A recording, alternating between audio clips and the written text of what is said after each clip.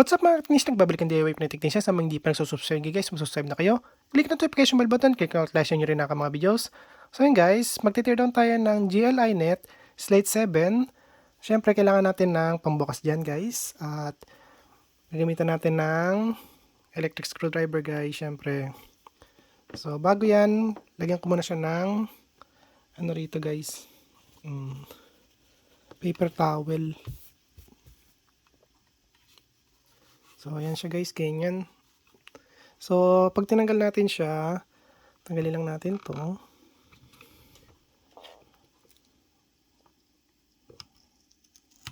Ayan.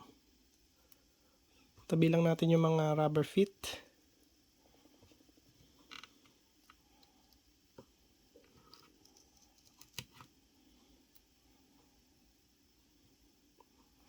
So, hindi ko ginagamit tong tweezer pantusok kasi guys, baka mabutas yung rubber feet. Ang pangit ang tignan yan pag nabutas.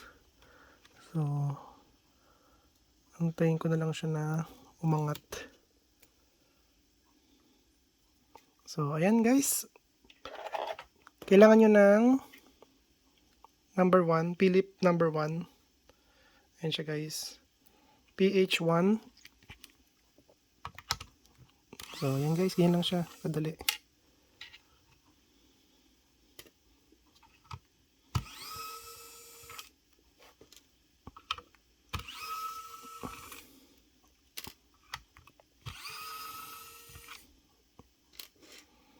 So, ayan guys. At eto guys, alisin lang natin to. Yan, iangat lang yan guys. So, no need a prying tool. Only nail guys. Para maintindihan nila yung mga Inglesero dyan.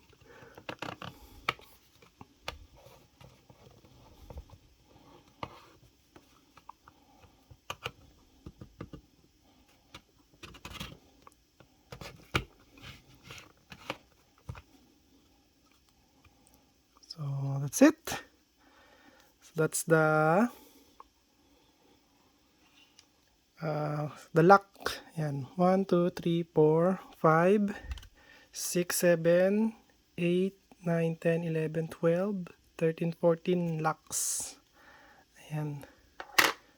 So, buksan na natin ulit tong kabila. Pero bago natin siya guys buksan, kailangan natin iangat to. Ito, angat to.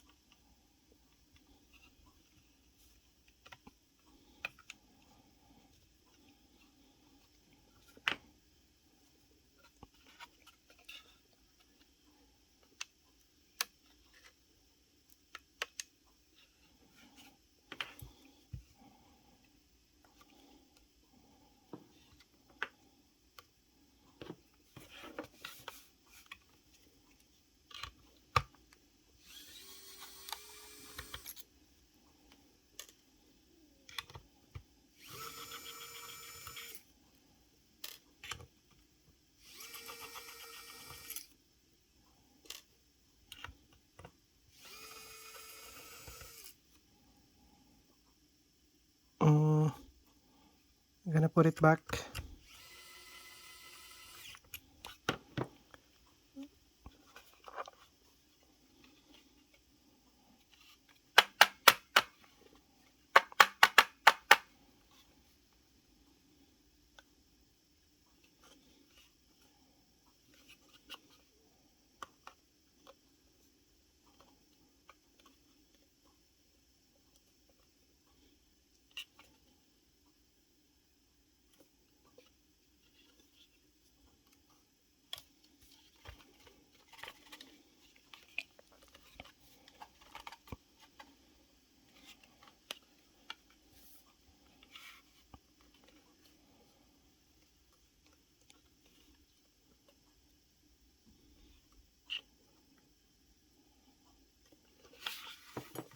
Put this back.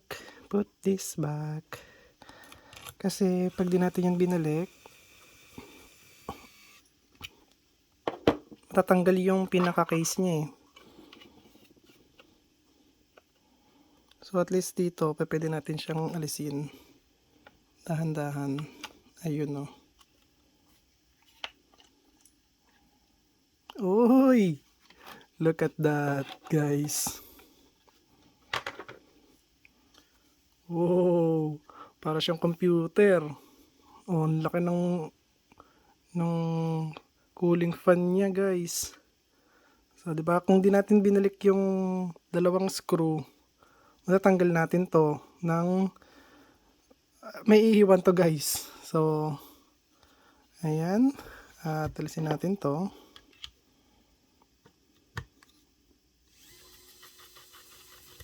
Kasi feeling ko mahuhulog talaga siya eh. Kaya binalik ko yung ano eh. At ito ang first teardown ng GLI Net Slate 7, guys. Wala tayong makikitang teardown nito sa YouTube for now. Okay. Kabila.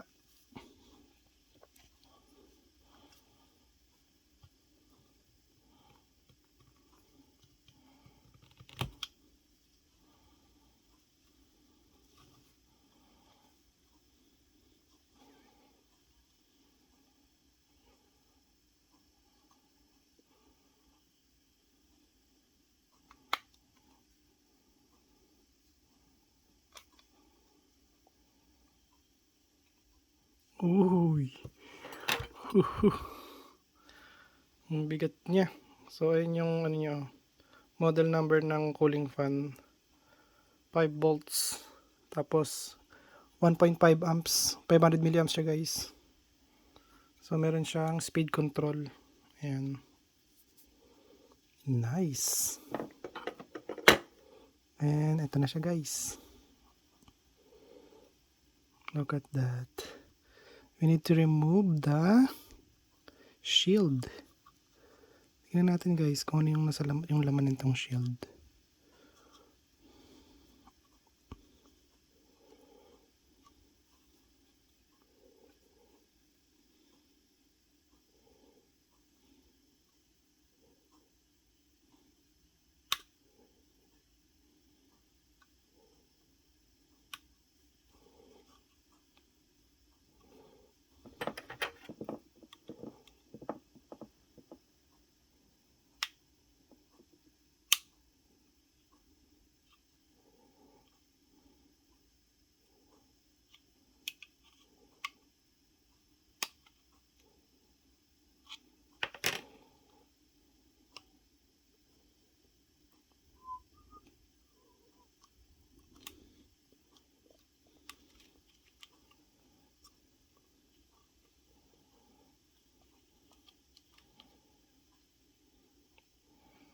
Uy, what the heck?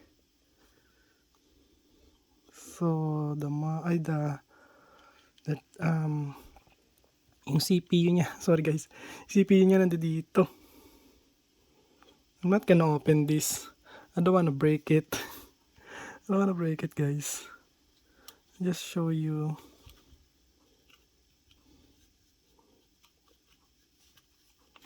What's inside. Pero I don't wanna break this, guys. Yep. I'm just gonna clean this later. So the CPU is in here. I don't wanna break it.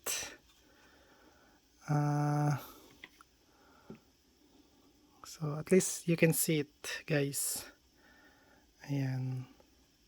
So regulator, buck converter. 1, 2, 3. Another buck converter here. For the PD yan, guys. Buck converter for the PD. And another buck converter. 1, 2, 3. So 1, 2, 3, 4, 5, 6, 7 buck converters. Here. 8, 8, 9. So 9 back converter. So that's it guys. So here's the memory, the flash memory. Ayan yan guys.